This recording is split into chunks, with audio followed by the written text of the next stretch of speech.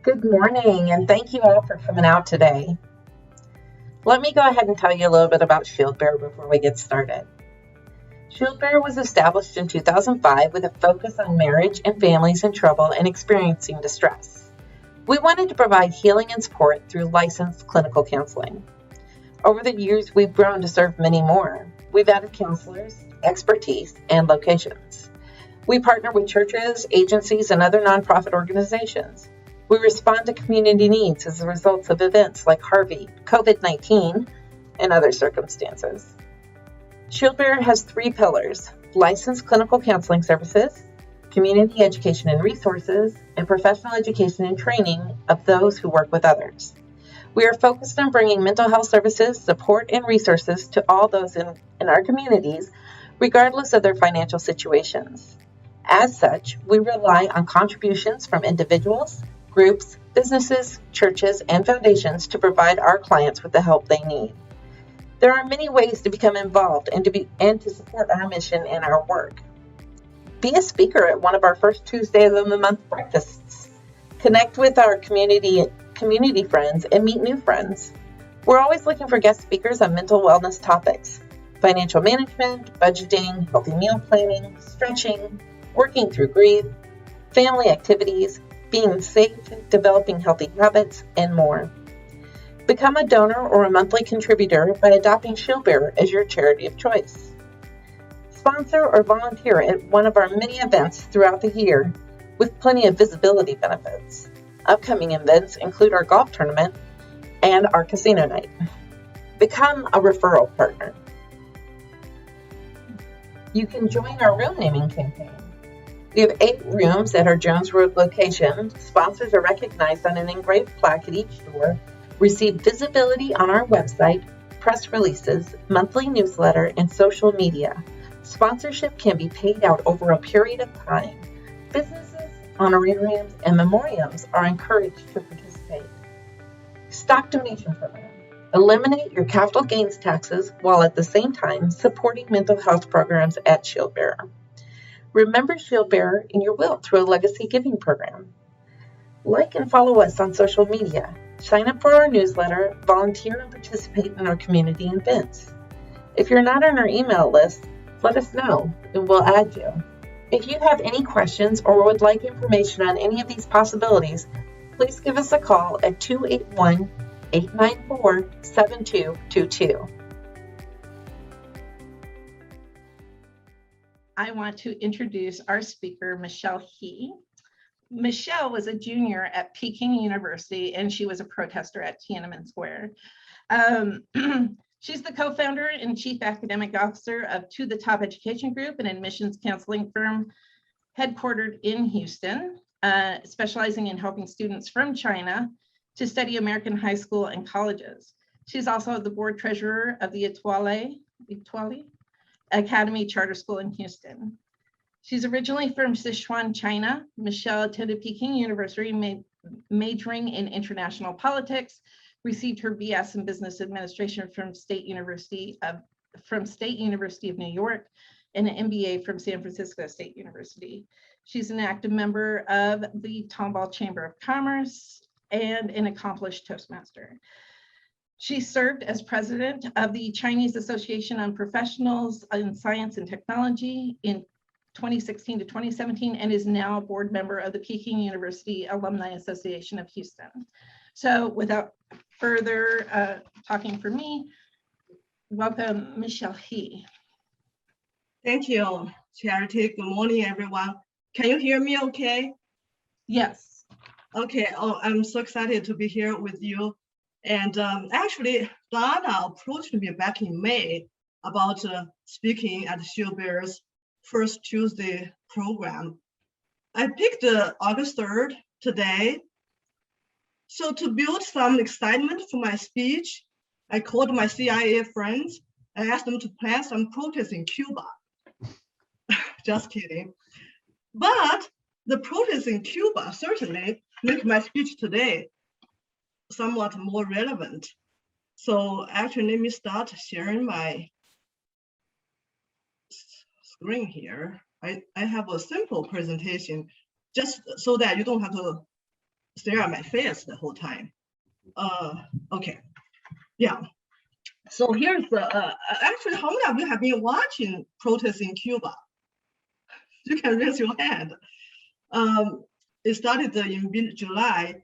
And actually, I know some of you watched the protest in Tiananmen Square in 1989, right? I know that Charity is one of them. I don't know how many of you watched that. If you did, then you might have seen me on TV. This was what I looked like back then. A little bit different. So I grew up in Sichuan, China. So just now we're talking about Tiananmen Square. That is in the capital, Beijing. But I am actually from the southwest of China. Sichuan is near Tibet. If you have ever heard of the Sichuan food, very hot and spicy, that's where I'm from. Its capital is Chengdu. So it's really where panda bear is from. So you have probably seen panda. Yeah, so that is where I grew up. So I was a pretty good student. So in 1986, when I graduated high school, I had to take this college entrance exam, which is kind of like an ACT or ACT in this country. And I scored the highest of the whole Chengdu city with about 16 million people. So because of my high school, I got accepted to Peking University, which is like Harvard of China. So it's the best university of China. It was actually a royal garden. So you have very like classic architecture there. And it was founded in 1898, so over 100 years old. It is actually the first public university of China. It even served as the Ministry of Education at the beginning. And it is also the birthplace of the Chinese Communist Party. So Chairman Mao was actually a librarian there. He worked for our library. So when I got accepted in the fall of 1986, I majored in international politics. So the school has a tradition of free thinking and anti-authority. So very like a non-traditional Chinese school. And during that time, right, we always had those pro-democracy forums. That was actually the 80s in China was a good era where we had some freedom, not quite as controlled as other times.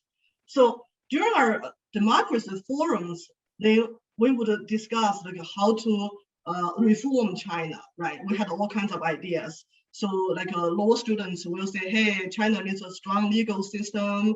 And then political science students like me, we really wanted to borrow the Western democracy and separation of power. And then of course, history students will say, hey, you know, let's really learn from history, you know, so we would always have those discussions. And we also invited a lot of celebrities to our forums. One of them was actually my favorite. Let me show you. Liu Xiaobo, his name is Liu Xiaobo. He actually won Nobel Peace Prize, and he just died recently in prison in China. And then our spiritual leader was an astrophysics professor, Fang Lizhi. He and his wife were like our mentors. So I actually, okay, let me go back to this slide. Yeah, so he is Mr. Hu Yaobang. So on April 20th, 1989, he died suddenly. So we heard the news. We were really saddened by his passing. So basically we had different activities to mourn his death. And of course, we took a step further. We started protesting in streets.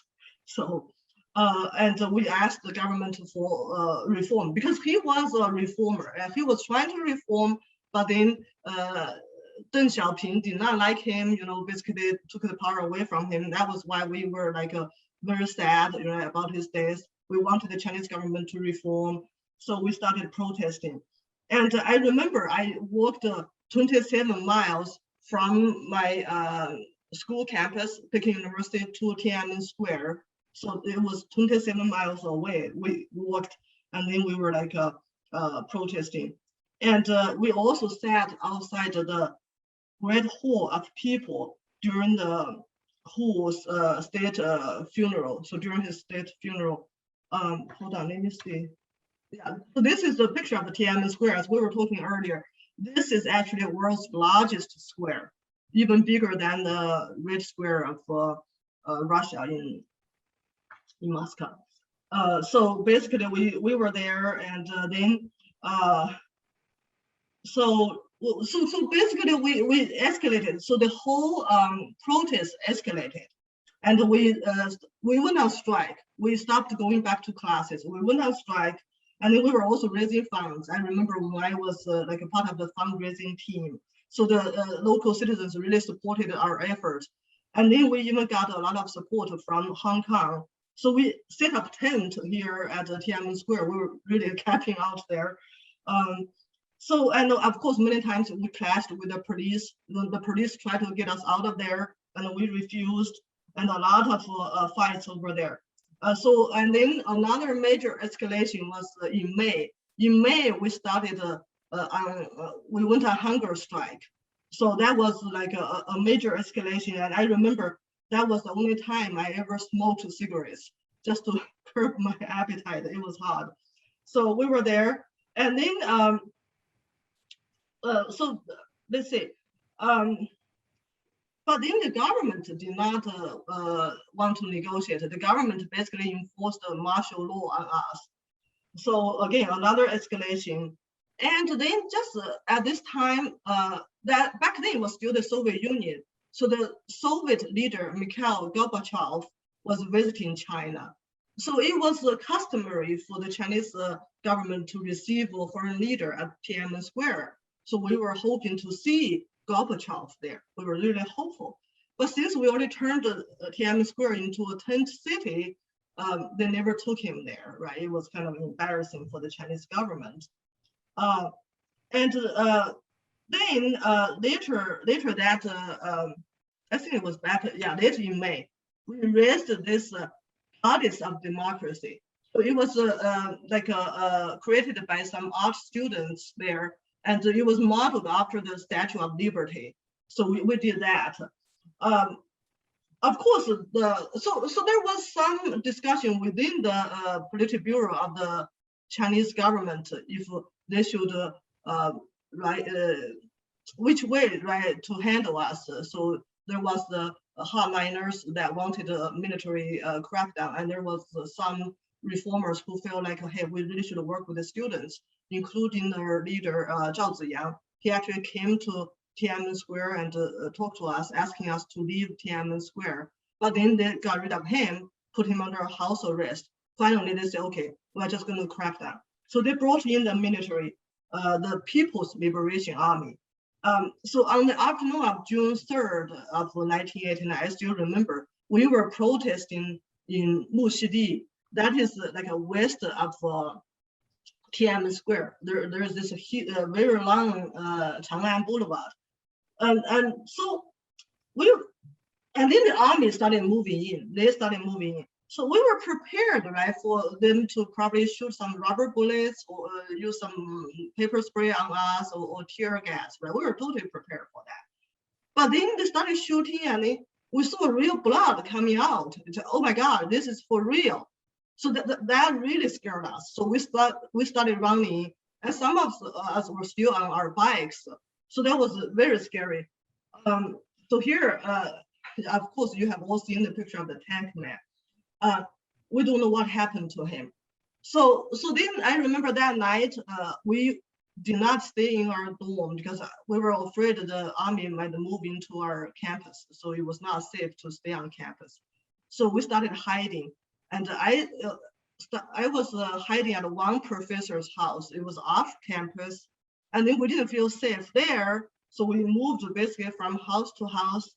And I remember seeing those like soldiers, holding their guns. It was really scary because the whole city was under martial law. And the soldiers were everywhere. They were just guarding the streets and the bridges. So I was hiding everywhere. And then they also put out this 21 most wanted list.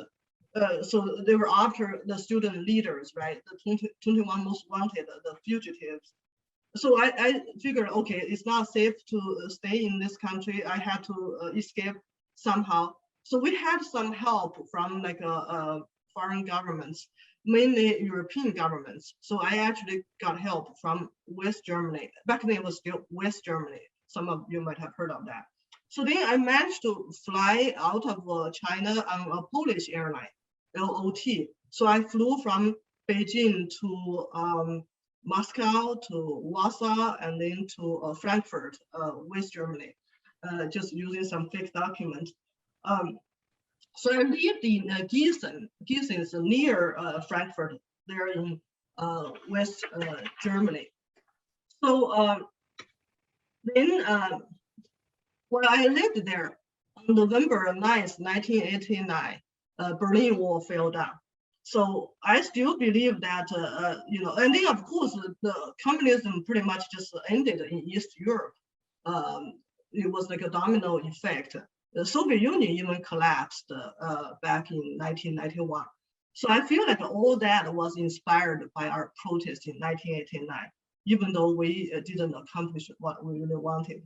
And so while I was in West Germany, I married my first husband there, and I lived there until 1990. And then I came to the US because my first husband was a postdoc student. He actually was researching influenza virus at Mount Sinai Hospital, where my daughter was born. My daughter Helen was born at Mount Sinai Hospital in New York City. That's in Manhattan. And after that, actually, I worked for human rights in China.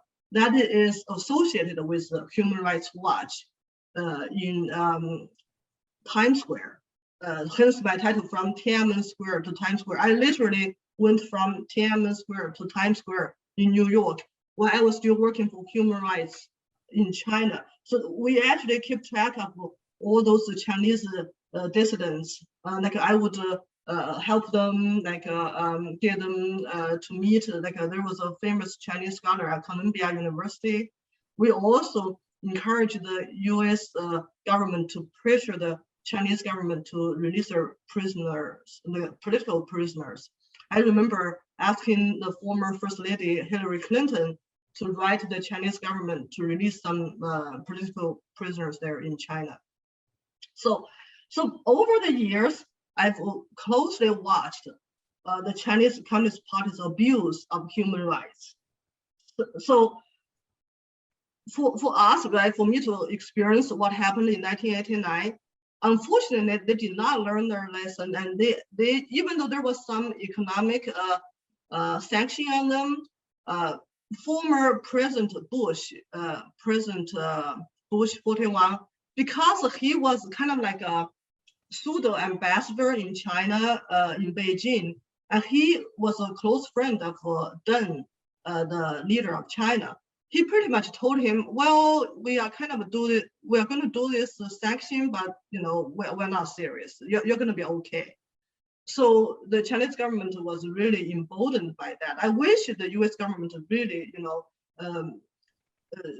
helped us, but unfortunately we didn't get that. So then in 1999, so in July of 1999, the Chinese government started cracking down on this Falun Gong. Falun Gong is just like almost like a Buddhist practice. So it's like a Buddhism, Taoism. It talks about like meditation and exercise. Or in a way, it goes with the shield bearers, like mental health, right, physical fitness, stuff like that. I mean, it's just like a very benign and practice, but they immediately gained momentum. So millions of Chinese people were practicing this. So the Chinese government somehow feels threatened. So they declared this a cult and started cracking down on them. So to this day, they are still persecuting these Falun Gong practitioners. And that is one thing that has been going on. So I really strongly encourage you to read this Chinese newspapers called the Epoch Times. There you can really see some of the Chinese government's like abuse of power, abuse of human rights, and some of the truths you get to see. So then let's talk about so Hong Kong, right? We know about Hong Kong. In 1989, they really supported us, and after that, every year, people in Hong Kong would have some sort of events on June 4th at the Victoria Park. So they carried on our tradition, right? Our fight. They were still fighting for democracy. But unfortunately, in 2019, it was their turn, right? The Chinese government basically started this fugitive offenders amendments. And they introduced that in June of 2019. And of course, the Hong Kong people protested that because they did not want the Chinese government to basically take away their freedom. What the Communist Party of China did, in essence, ended their promise of one country, two systems. So now it's one country, one system for Hong Kong. They have destroyed Hong Kong. So I want you to be aware of that. That has been going on since 2019. And in fact, in last year, in May of last year, they just passed this law where they could just arrest anybody in Hong Kong and put them in jail. Right now, they have already arrested some like Hong Kong journalists, some Hong Kong legislators because they refuse to follow the communist rule. So now let's talk about the coronavirus. Okay, we've been in this pandemic since January of 2020. So actually, okay. So here's the thing. I want to tell you, Wuhan is okay. Let's go back to this map. So you look at this is China, right?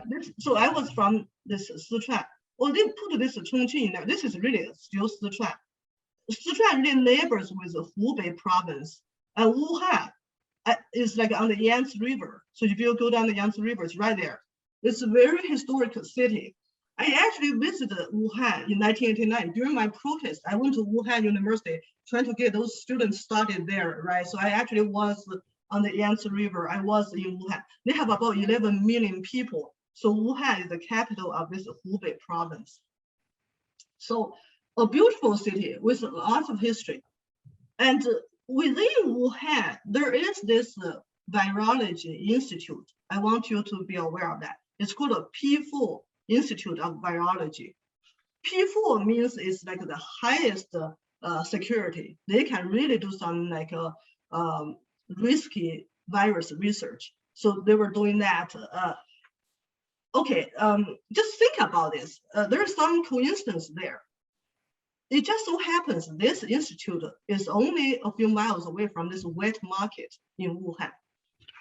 So then this outbreak happened there in Wuhan, supposedly from this wet market, okay, from people eating bats.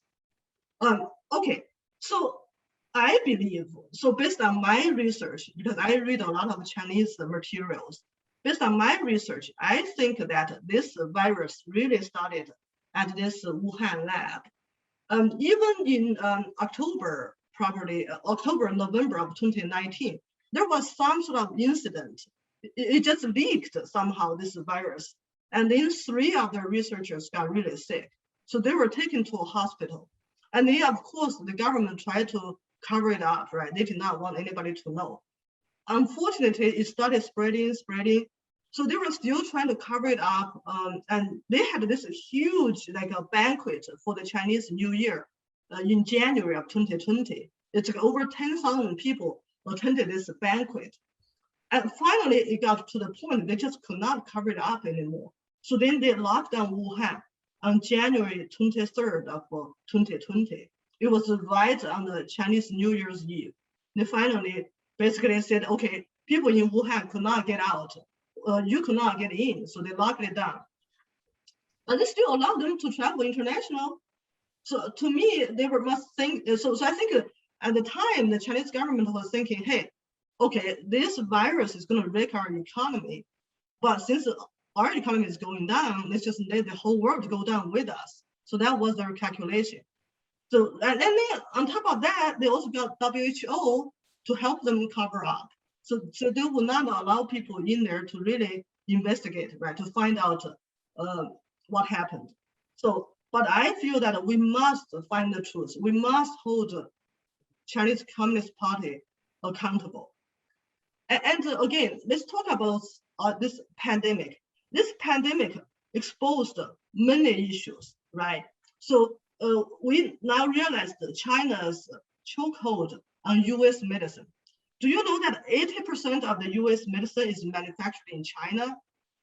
And even our US supply chain relies on China, right? China is a world factory.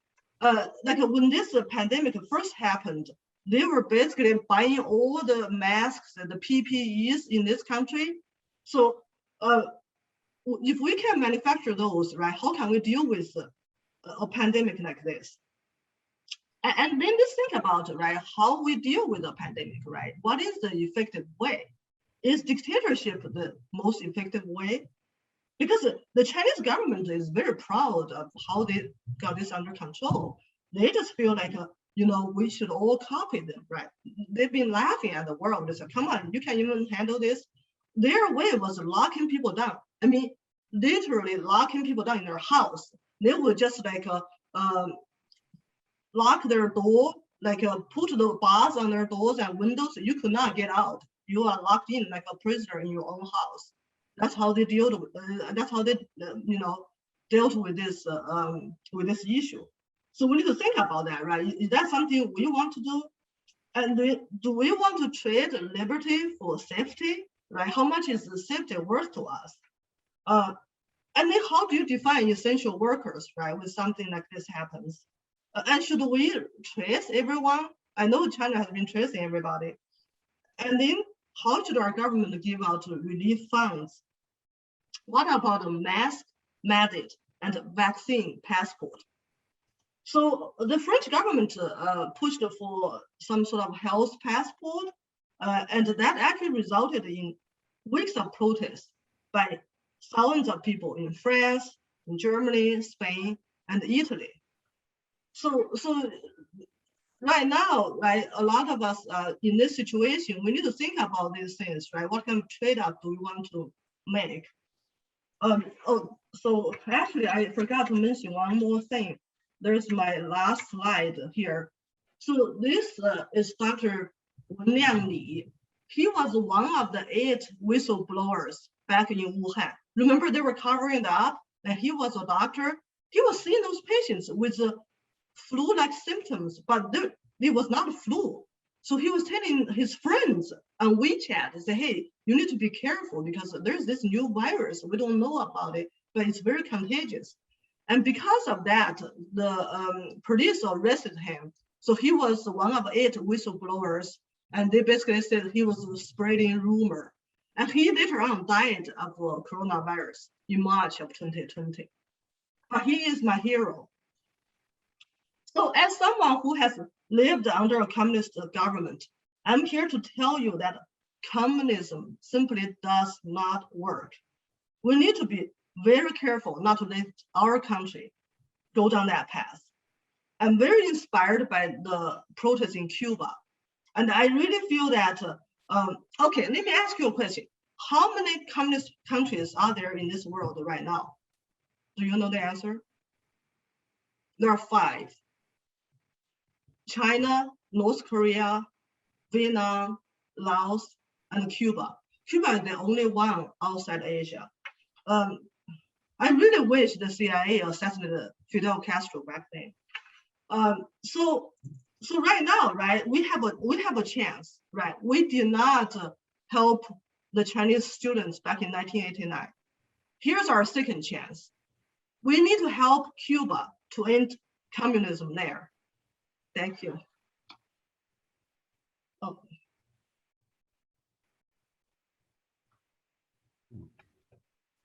All right, thank you so much, Michelle. That was fascinating. I do have a few questions from people. Okay.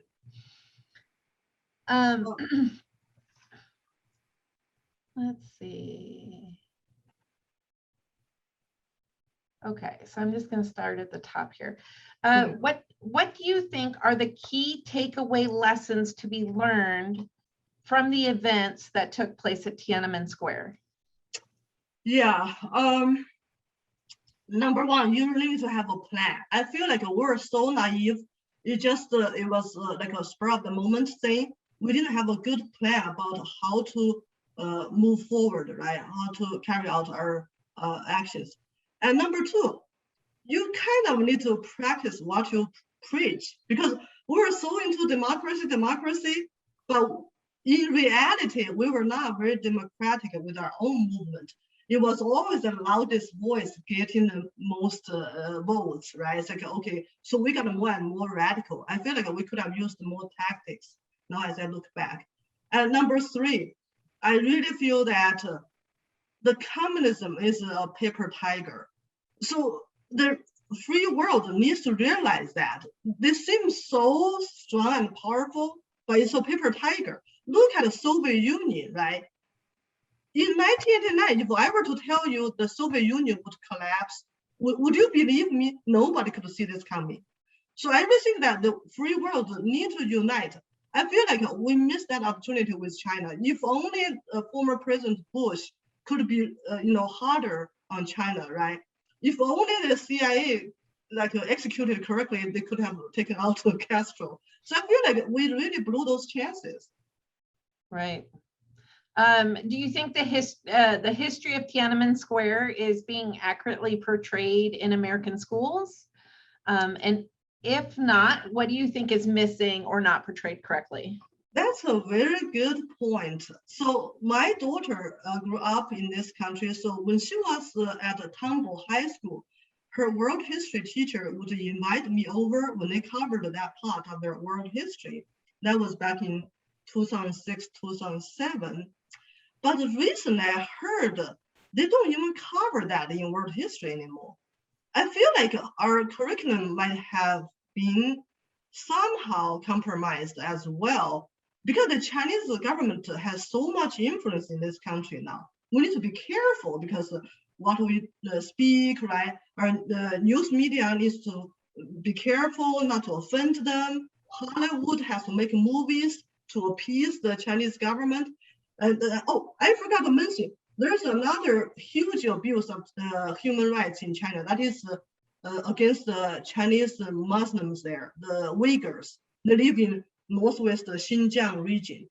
They have put them in concentration camps. They use them as like a cheap labor. So Nike has been using them to make their shoes, and then they have been like picking cotton. They are modern day slaves. It is horrible. That's awful. That's awful. Yeah. Are you still in contact with others who shared your experience? Yes, very much so. I am in contact with some of those dissidents who managed to escape China. So I know some poets, I know some authors who have written books. Like I know the author who wrote the biography of Liu Xiaobo.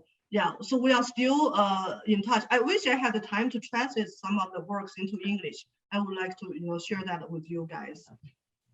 What impact has an experience like this had on you and others who had to flee from their country? Okay, again, I'll be politically incorrect here. From what I learned, I never trusted the Chinese government. So what I want to tell you, really don't trust any government. All governments lie. So be very careful. I know we have democracy here, we have politicians here, but politicians lie. So don't believe in what they say, watch what they do. Right. What are some of the specific things that caused you and other students to participate in the protest? Was there discussion among the students that you knew about their safety concerns? So talking about the back, right, when we were starting this, okay. So yeah, I started in 1986. Again, the 80s in China was the best 10 years because the Chinese government just opened up, they ended the Cultural Revolution in 1976. So they decided to reform, they decided to open up to the Western world. So we had an opportunity to really make a difference. So back then we were thinking, hey, we need to take this opportunity, learn from the West, right? Don't we want to like Westernize ourselves? So, okay, when I was in school, I was very idealistic because I majored in international politics. I was studying the US Constitution, and I was studying the 3 branches here in this country. So I thought that was a great idea. I really think we cannot have one party control, right? We need to have 2 parties, and you need to have different voices. So I wanted to introduce that democracy to China. And some of other students, like the law students, back then there were no lawyers in China. So the Chinese legal system is you are presumed guilty until otherwise. So you need to prove your innocence. And they didn't get a chance. They didn't give you a chance to really present your case, right? You didn't get a lawyer. So anyways, so those were all those things that played a part in it.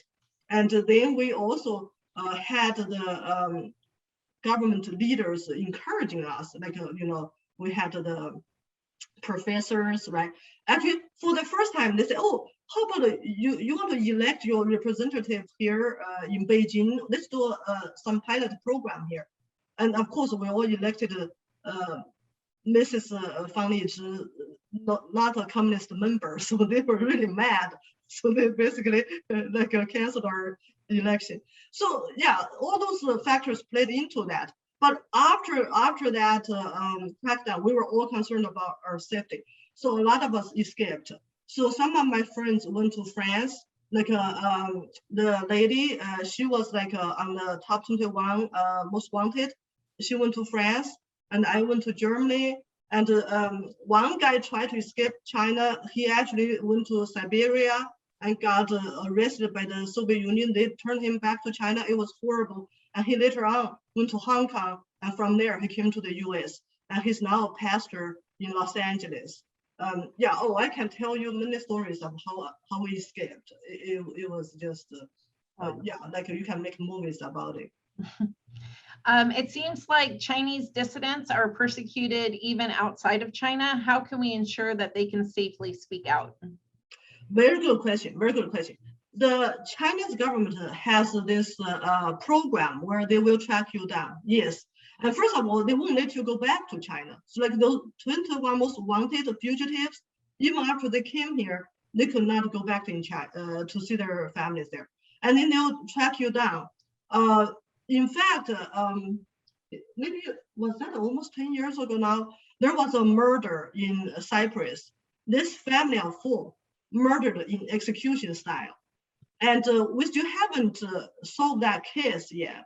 I read in some Chinese materials, they believe because that guy knew Jiang, so the top Chinese, the former Chinese leader, Jiang's son, because he knew that he might know some secret. So the Chinese government sent some assassins here to take out the whole family.